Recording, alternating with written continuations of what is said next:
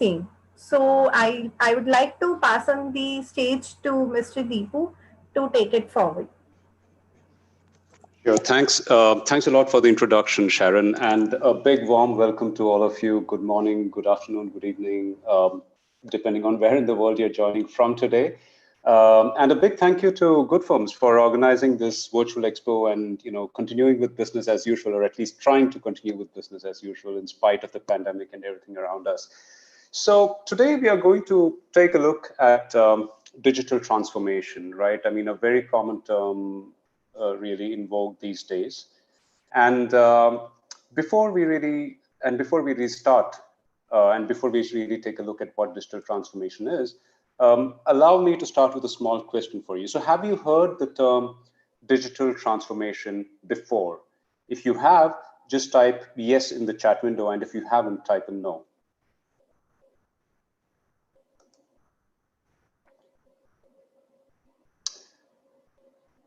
All right, looks like most of us have heard of digital transformation before. And really, how could you have not, isn't it? If you work in the tech industry, or if you work in a leadership role, or if you work as a business consultant, it is almost impossible to not have heard this term before. In fact, I was listening to a few speakers who had spoken before, and all of them have used this term in one way or the other. Try to Google digital transformation and you will find hundreds of definitions.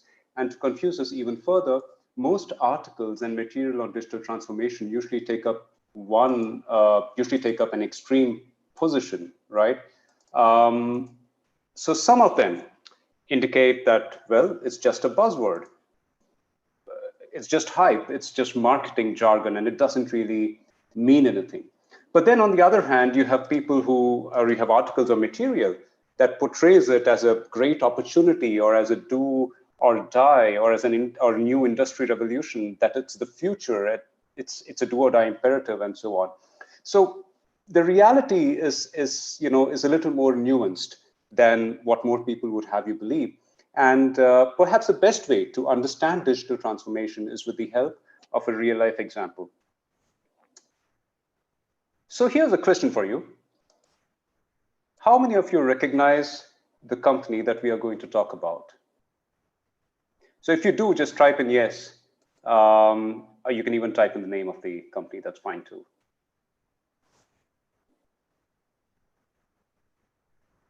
All right. So I can see that many of you have just dated yourself by recognizing the red envelope on the left. So we are indeed talking about Netflix, right? Now, today we all know Netflix as the media giant that serves more than 192 million paying subscribers. 192 million, that's a very large number. It's to give you a sense of proportion, it is more than the population of Germany, the UK, and Australia combined. But here's the thing, Netflix used to be a very different company. In fact, in 1997, it started as a mail order DVD business. For those of us who don't know what mail order DVD is, it's like a library from where you can borrow DVDs. DVDs are the things on which we used to watch movies a long time ago. And there were these things called DVD players before the internet was the way it is right now. So Netflix was like a library from where you could borrow these DVDs and return it. And what differentiated Netflix was in those days was the fact that it had a monthly subscription fees, which meant that you didn't have to pay a late fees. Now, over the next decade, they have changed to how we know them today. They scaled incredibly, right? But before that, there was a stage. So we started off in 1997 when they started as a mail order by DVD company. And over the next 10 years, from 97 to 2007, they scaled in their core business. And at the core of this rapid rise was an incredibly efficient logistics chain that spanned over 50 regional warehouses across the United States. In fact, in 2007, they had delivered their billionth DVD. They were very successful at what they were doing. They were a successful company. However, in spite of that, JP Morgan downgraded them, citing high competition in their core business. That's a business of borrowing and returning DVDs. Now, compare what Netflix was then, a very successful mail order DVD company, to how we know Netflix today. Think for a moment about how a DVD by, a mail order DVD business runs, and compare that with the OTT platform and media production house that we now know Netflix as. The business model is different. The companies are different. In fact, the entire set of operations, processes, people, culture, everything that you need is so different from what Netflix was then. And this was the extraordinary transformation that Netflix had to undertake from 2007 to today. At the heart of this transformation, Netflix used digital technologies. It used data, it used analytics, it used the cloud extensively, Amazon Web Services at first, and then it moved on from Amazon later on to transform its core offering. And it leveraged many developments in data connectivity, in mobile, in hardware to deliver new customer experiences. This is a digital transformation. A DVD by mail order company that used to compete with Blockbuster now transformed into an entertainment giant that competes with the likes of Disney and HBO. To achieve this, and I believe most of us here would realize that Netflix had to undergo a transformation from within. And while such a transformation covers almost all areas of business, we will take a quick look at 3 of these. Consider operations and technology, right? So even as a mail order DVD company, Netflix had always been strong on data and analytics. In fact, I remember reading in the Forbes that they had developed a very efficient recommendation algorithms to steer customers away from the high demand blockbusters towards the lesser known titles that were available locally so that they could save on the logistics costs. But this was not enough. Obviously, to scale, they had to scale on systems, on DevOps, on AI, and many other technology areas that might not even have existed when they started their transformation. Today, those amongst us who are from the technology industry, or at least those of us who are software developers, have heard of the Netflix stack. We know about the massive contribution that they make to open source technologies and some of the extraordinary work that they're in fact doing with AI, with big data, and with DevOps. Consider the customer experience. Now, the customer experience that Netflix provides has obviously changed, and perhaps the changing customer experience was also a trigger forcing Netflix to transform itself. But Netflix has maintained its relentless focus on this one area. So today they provide what is a very simple and easy to use service on the surface, but one that hides a great deal of complexity underneath. Now, we looked at operations and tech, and we briefly looked at customer experience. But to those of us who have a background in people ops or in HR, we would know Netflix because of its unique culture. And if you haven't checked out Netflix's unique culture, I recommend that you do. It is available. It is available online. Check for the Netflix culture slide pack. It's a 124 slide corporate HR constitution in which they give a lot of unique insights about how they think. So while technology plays a key role in digital transformation, at its heart, it is also a transformation of people and a transformation of culture. So once again, take a moment to think about where Netflix was in 2007 and how we know it today, from a logistics and a media, from a logistics company to a media giant that's today driven by technology. And this really is digital transformation, business transformation that is driven by digital at its core. So let's take another example to understand this concept a little better. And this time we'll do it with a little more interactivity. Yeah. So here's a question for you. Let's assume that you are in the business of manufacturing automobile interiors and accessories. Now, as a part of your modernization strategy, you have decided to implement, wait for it, a state-of-the-art document management system. Yep, how exciting. But what do you think? Is this a digital transformation? You can type your responses in chat, or you could just, all right. Okay, so some of you are saying no, some of you are saying yes.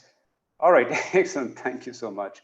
Right, so let me explain this a little bit more. So in this example, you have converted a predominantly analog system and you have replaced it with a digital equivalent. Now, if executed well, this new system can help you cut costs. It can help you improve employee experience and improve productivity, all of which are necessary and important to running a business effectively. But such digitization is not digital transformation. We call it digitization because this is where an analog system has been replaced by a digital one.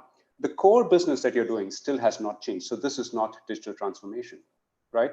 So let's take this a step further, right? Now let's assume that, okay, you have your document management system, you're very happy with it, but you decide to go a bit wider and you decide to start an online store, no less with an AI chatbot delivered, and this online store works on a mobile app as well. Now, is this digital transformation?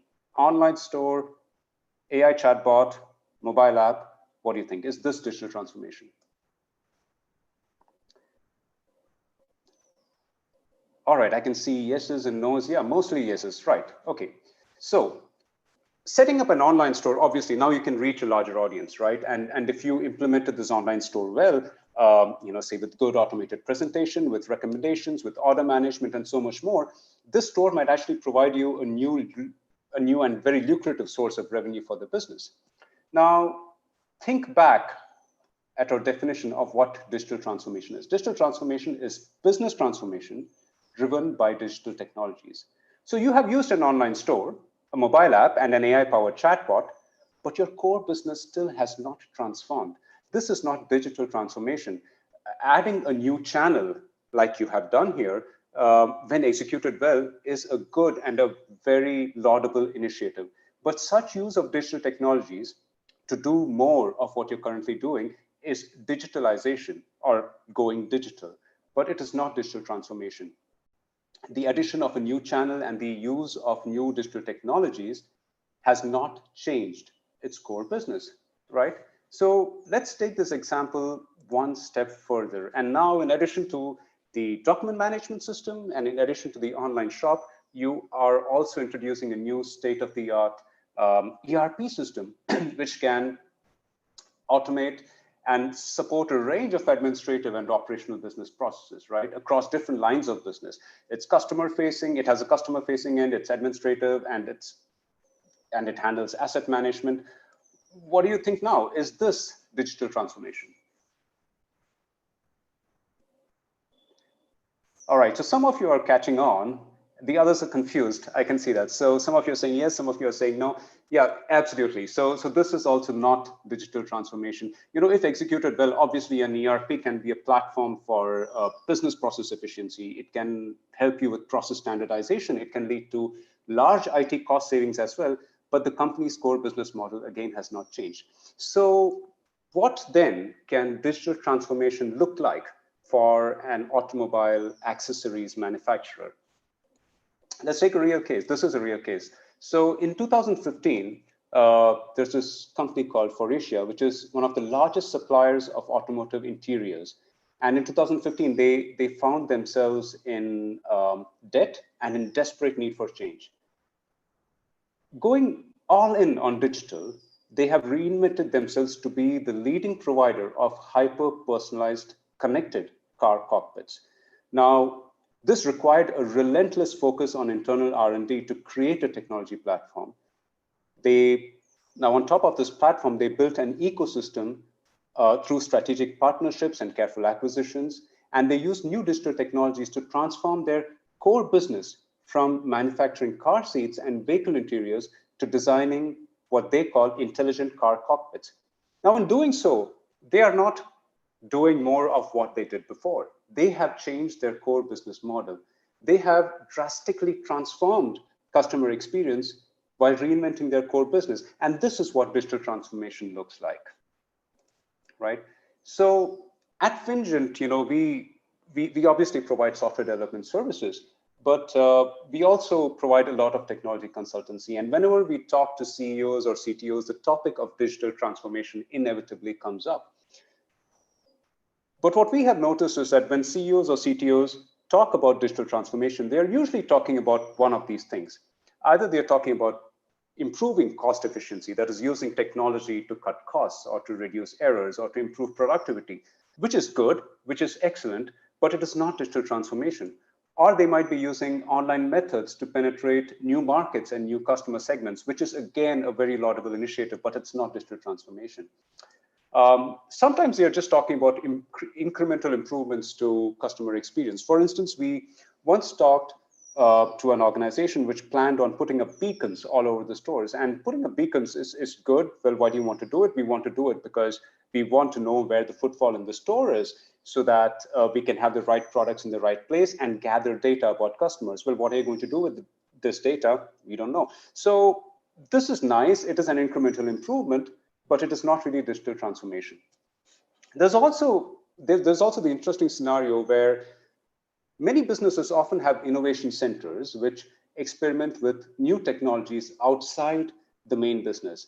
So this is a good way to understand and learn how new technologies can be implemented. In fact, Michael Christensen talks about this and says that this new innovation center should then, or these new centers should then grow up and cannibalize the main business and transform the business overall. But usually we have seen this does not happen. And it's different for different companies or companies of different sizes. For instance, in large companies, what we usually see is that there are lots of innovation centers in different pockets, all doing their own thing, but without a coherent strategy and a coherent direction. And this does not lead to digital transformation. While medium-sized companies usually find good ideas in these innovation centers, but then there's too much internal resistance and they usually end up closing these, right? So, all right, so now with digital transformation, obviously there's digital and transformation, and I want to take a quick gander at both. The technologies are, I think, things that we are familiar with. Now, looking at the audience here, I feel that technology is okay. So let's take a look at a little bit more at the business side of things.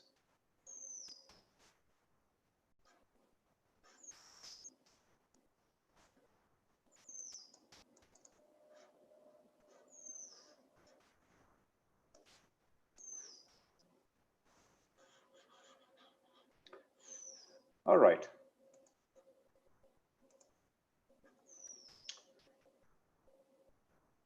So once again, when most organizations talk about digital transformation, they get digital right, but what they really miss out on is the transformation part. So what then is the difference between change and transformation? Because that is core to understanding what digital transformation is about. The normal example, and I'll quote the usual example that is given here, is that when a snake changes its skin, it's a change. The snake is still the same, it has not changed, but the skin is now different. Or when we paint a house, we can change the color of the house, but doing so without adding anything else to the house is an incremental change. And we can always reverse that change. You can paint the house again back in its original color. But contrast this with how a caterpillar transforms into a butterfly. The caterpillar builds a cocoon, it literally digests itself, and the cells that survive the process then become the eyes and the wings of the other part of the butterfly. So here the original components have changed into something very different from what they were before. They serve a very different purpose, and there is no going back. In fact, I believe it was the CFO of Adobe who once talked about burning the boats. So Adobe, as many of you know, started in 2011 a big transformation process where they moved, or where they tried to change themselves from a provider of what they called shrink-wrapped CD software to a cloud-based subscription model. And that required them to change many things because they had to be up 24/7. That business never sleeps. So they had to change their internal processes. They had to literally transform themselves from within. And Mark Garrett, who was the CFO of Adobe at that time, argued that when an organization transforms, it self-disrupts, and you have to burn the boats because there is no going back to where you came from. Right. So how then can you judge whether what you're being sold or what you're reading or hearing about is indeed digital transformation, right? So here are a few quick tips, by no means authoritative or complete, but something for you to think about when you hear someone talk about digital transformation. Well, if there is only one thing that you take away from today's webinar, and I hope it is this, that true transformation requires you to reimagine the business model. You have to, when you read about digital transformations, evaluate whether the initiatives that people are talking about will lead to fundamental changes in the core business model. Um, are these initiatives really about changing the past, or are they about creating a radically different and a radically new future? Initiatives that focus on creating the same products faster or making incremental changes in the same products are not really digital transformation. So that's one thing to look out for. The second thing is interesting. So it's about risk, right? So digital transformations are usually all or nothing initiatives. Not always, but more often than not, they're all or nothing initiatives. Netflix had to do what it had to do so for it to survive. In fact, when Netflix was a mail order DVD business, they were competing with Blockbuster, and Blockbuster did the same thing. Now, Blockbuster was first to attempt live streaming, but they got the timing wrong, because of which they failed. Blockbuster has shut down long since, but Netflix has continued and they have thrived. For both these companies, there is no way back. You can't really go back to selling DVDs by email, renting DVDs by email. It's the same with Adobe, and it's the same with Microsoft today, who are also in the midst of a large digital transformation initiative. In fact, Disney today is doing something very similar. So due to the pandemic, Disney's amusement parks are closed. Big source of revenue, which is no longer generating any. But sometime in the middle of last year, Disney decided to get into the OTT business. And this was a move that even at that time, their CEO, Bob Iger, he had said that this was an all or nothing bet for the business. That's what digital transformations look like. It's high risk, and it requires, and it's high risk for natural reasons. It requires change in people, in culture, in operating models, in processes, and so much more. So when you talk to somebody who's telling you that what they're doing is a digital transformation, check whether they perceive a major dip in revenue, check whether they perceive a high resistance to change, check whether they are thinking about attrition and about layoffs. If they are, it most likely is digital transformation, because that's the scale of change that you need. It can be very volatile. Now, let's imagine that as a vendor, you have been contracted to participate in a customer's digital transformation journey.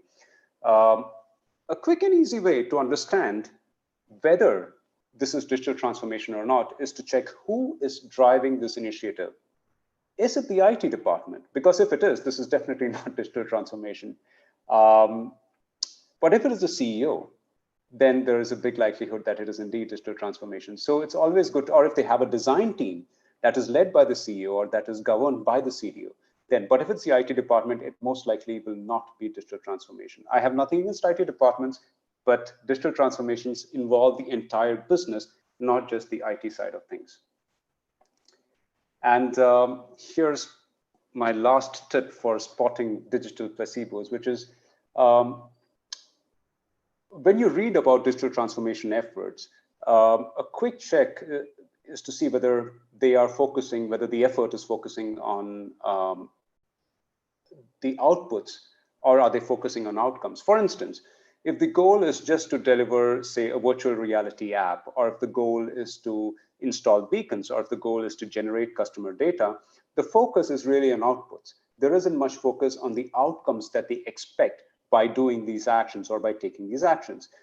In such a situation, it's most likely digital sugarcoating, as McKinsey calls it. It's not really a digital transformation initiative. So as I end my presentation, I would like to leave you with these words that George Westerman from MIT so beautifully painted a long time ago. He said, when digital transformation is done right, it's like a caterpillar turning into a butterfly. But when it's done wrong, all you have is a really fast caterpillar.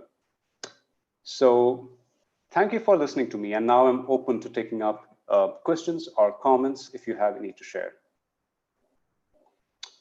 All right, so we actually have a few questions here. Awesome. So there's one question that we have here which says, well, why do we not hear enough about large companies doing a digital transformation? Netflix is obviously big, but why not organizations in other sectors and other industries? All right, so one of the problems with digital transformation is that it's a high risk maneuver. Most people in large organizations do not want to take a lot of risk.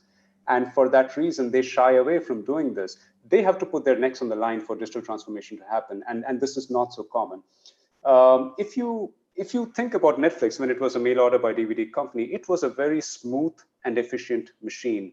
You know, most large companies are like that. They have their processes, their systems, everything working smoothly together. People are literally sleepwalking in their jobs, you know, and still making a profit and getting things done right. Changing from that requires a lot of, it's a high risk activity. It requires a lot of effort and it's not easy. People don't really want to do it. And so that's one of the reasons why we don't hear enough about it, even though there are many companies who attempt and then fall back and say, all right, you know, this is too much. We don't really want to do it right now. But the ones who do it, the ones who take that gamble, usually set themselves up well for the long run. All right. All right. How do you cultivate the right mindset to deliver the promise of the technology? All right. So this is an interesting question, right? I mean, and in this question, you're saying, okay, how do we cultivate the right mindset to deliver the promise of technology? The point here is to not look at technology first, right? I mean, technology is just a tool that you can use for delivering different types of customer experiences and different types of business outcomes. The real thing here is to look at the business outcomes that you want to achieve, to look at the customer experiences that you're providing, and then coming back and saying, all right, for us to be able to do this 3 years, 4 years from now, these are the technologies that will most likely be the best to be used in here. So I think that is the way that you have to approach this.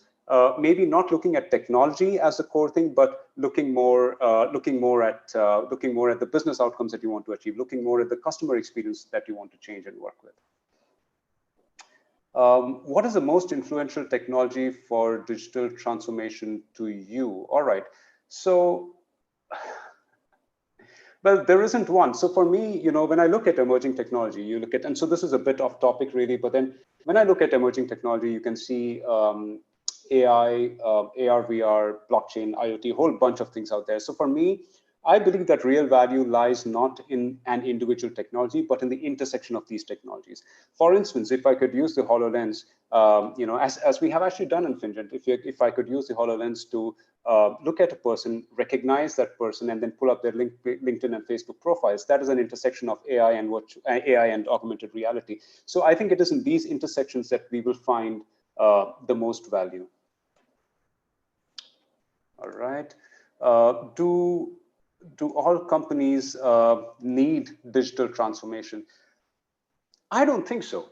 You know, digital transformation is required if digital transformation is, you know, is usually something that is done as last resort. If you have been making sufficient incremental improvements, then in many cases, you don't need to transform yourself. You don't need a business transformation effort. Those incremental improvements would allow you to change and adapt slowly.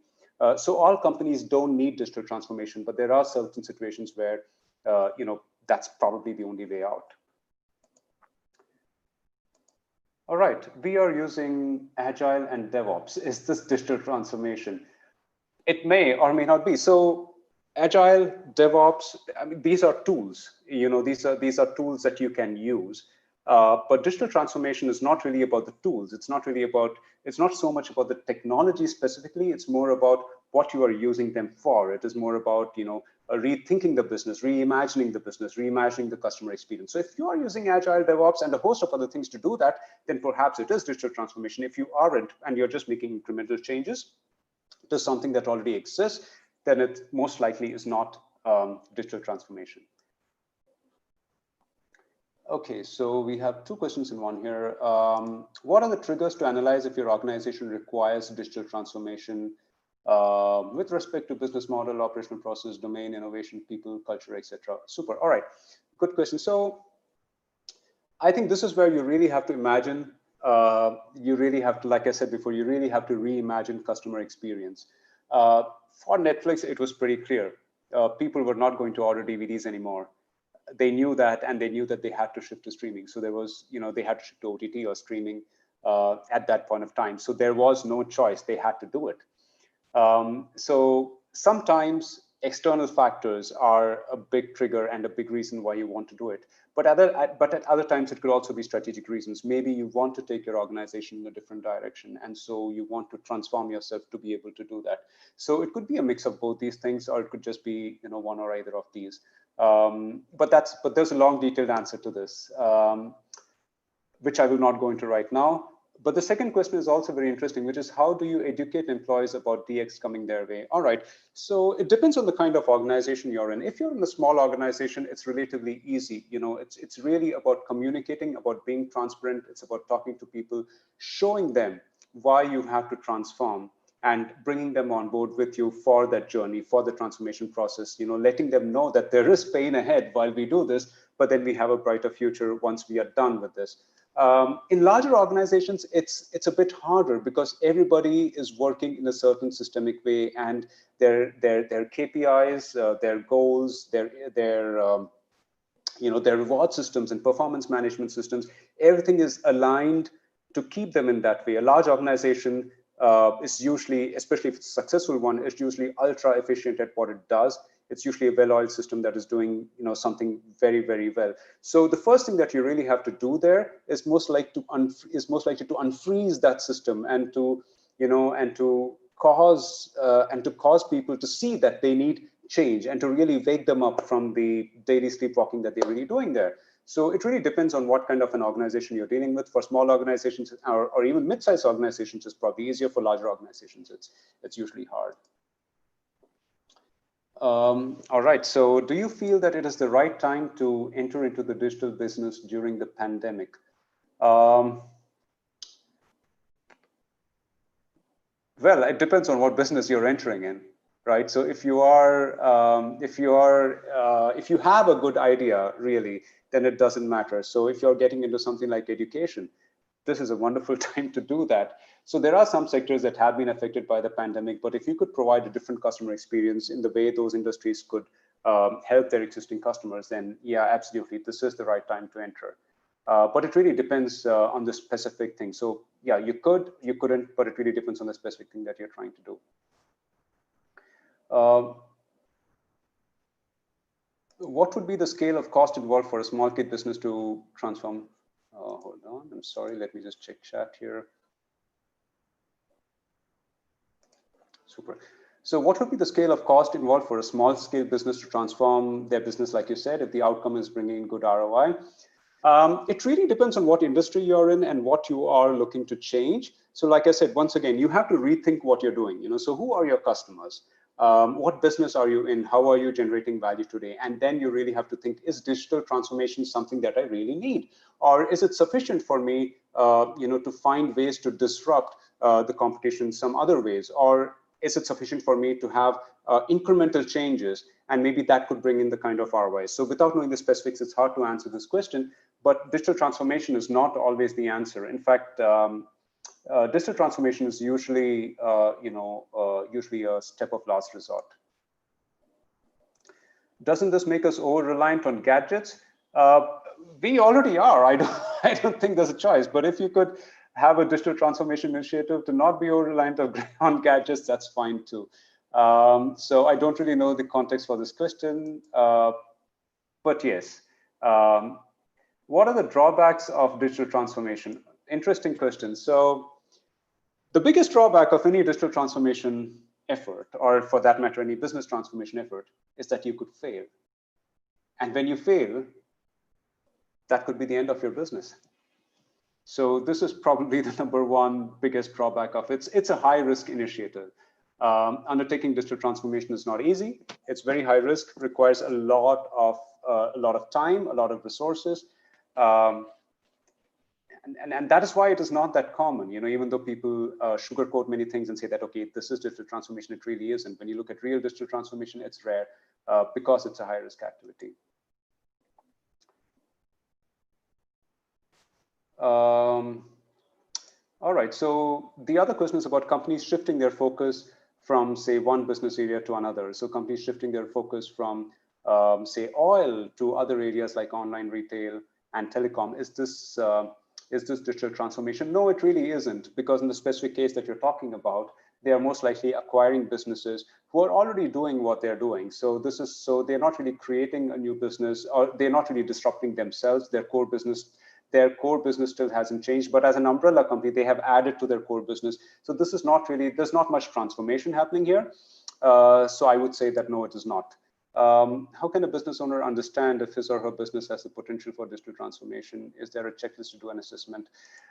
I wish it were that easy, but I think the way to understand this is really to look at your customers, to look at the value that you provide your customers, is to have a good understanding of the possibilities that digital technologies now enable, and then reimagine your business with that in mind, and then to see, all right, so what value can we bring to our customers? Is there a need for us to transform? Will our customers continue interacting with us in the same way, and hence will our business model continue to work the way that it does today? So I believe that's the way to start, and I believe it has to come from within, at least internally, rather than looking externally. Because when you invite an external consultant, if you invite a technology consultant, for us as technology consultants, technology is the answer to our problems, but maybe it isn't. So maybe you don't need a digital transformation. So I think you really have to think from within to find an answer to that question. All right, so. Yeah, so again, the Amazon Flipkart question is similar to what we answered with the acquisitions. It would be great if you can mention one digital transformation effort that went wrong and failed, if you can. Yeah, Blockbuster is a famous one. They tried live streaming much before Netflix actually did. But they failed because they were too early into the game. To the best of my knowledge, and again, I'm quoting from memory here, I believe that internet speeds were not good enough. The technology was still not there when they tried online streaming, and that's the reason why they failed. But don't quote me on that. I think if you do a little bit of research, if you search online for Blockbuster, you'll find gazillions of articles about why they failed and why their attempt at live streaming failed. So yeah, that's a very famous case of digital transformation failing. How to shift business to digital transformation without disturbing your existing process, especially when there's no experts around. It cannot be done. Transformation by its very nature, like the example that I gave was, a butterfly, the caterpillar turning itself into a butterfly, that's transformation. And for that, you cannot do that without disturbing your existing processes, I'm afraid. So it's not possible to do that.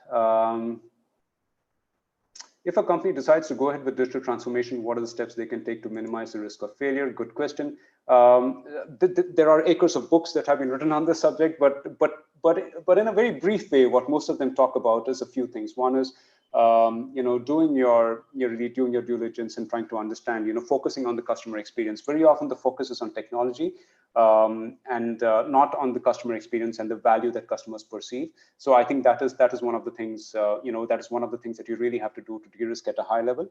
The second thing is not focusing enough on people.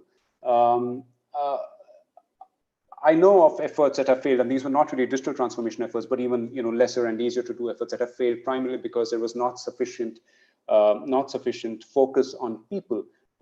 People are a big part of any transformation effort.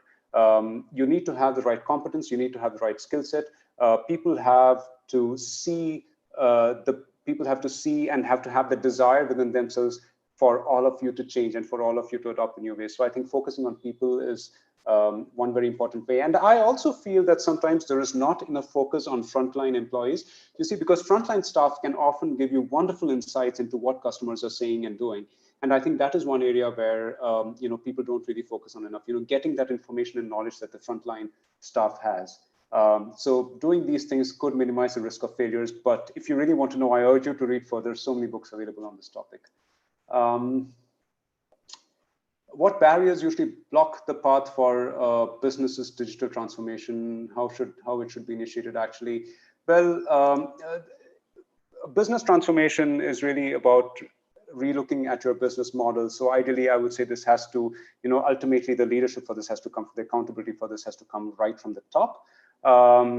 So it has to be initiated there, but the thoughts and the ideas and the suggestions, and it requires a free flow of information, like I said, for instance, from the frontline staff across all levels of the organization, so that everybody understands the need to transform.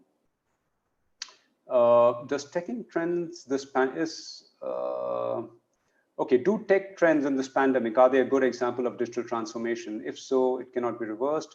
What if the pandemic ends and schools are back to normal? All right, so schools going digital. Well, I mean, that is an interesting question. Is that digital transformation? Personally, I think that it could be a step towards digital transformation if they continue down that line, but overall, no, I don't think so.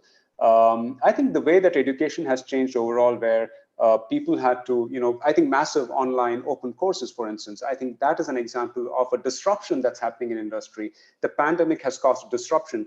It could result in certain businesses transforming themselves, but not necessarily a digital disruption, not necessarily a digital transformation all over the place. So this is a good question, but I think we'll probably have to wait and see as to what happens with schools. Whether we are all able to go back or not, I hope we are. All right.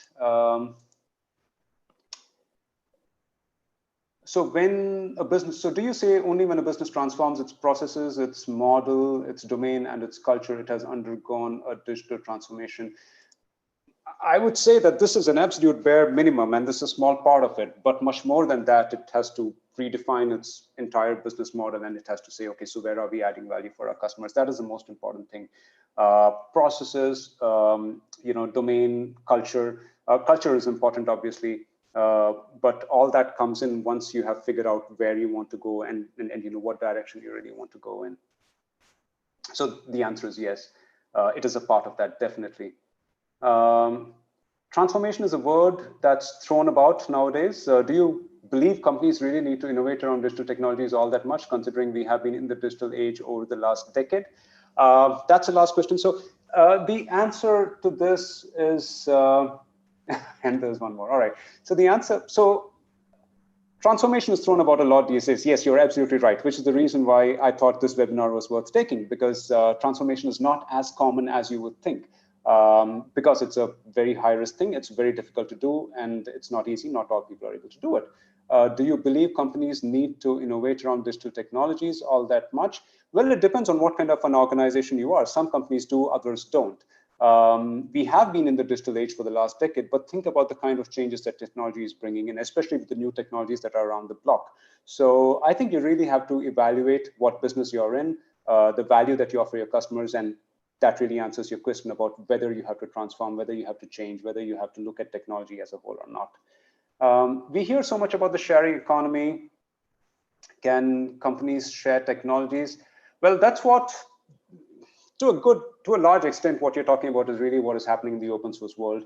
Netflix famously is already doing that. If you go to Netflix, if you go to GitHub and look out for Netflix, you'll find so many things that they have actually shared, which could potentially help you with your with your digital transformation attempts. So do I see a shared technology model coming up? Yes, indeed, I do, both paid and also unpaid. I think some of this already exists, like there's also already, open source things that you can contribute to as well, but you also have paid mechanisms where, it is shared. So the answer to both questions is yes. All right, thank you. So I think I have answered all questions here. Sharon, back to you.